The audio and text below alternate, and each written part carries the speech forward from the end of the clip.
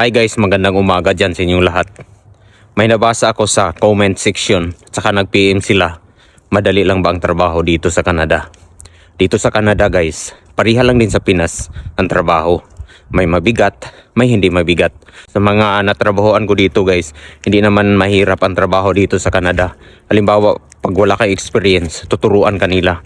Ganon dito sa Canada. Pag wala kang experience, tinatanggap ka nila sa trabaho at tuturuan kanila. At saka may 3 months provision sila na ibibigay sa inyo. Pero tayong mga Pilipino, magaling naman tayo madali tayong matuto. Kaya may posibilidad na magiging permanente tayo palagi sa trabaho. Nga dito sa Canada, basta masipag ka lang guys, madami kang makitang trabaho. At saka pwede ka palipat-lipat sa trabaho mo pag PR ka na dito. Yun dito sa Canada, yun lang. Basta madali dito sa Canada na magtrabaho ka. Ganon din sa Pinas. At maraming salamat sa walang sawang pagsuporta sa aking mga vlogs. Bye bye.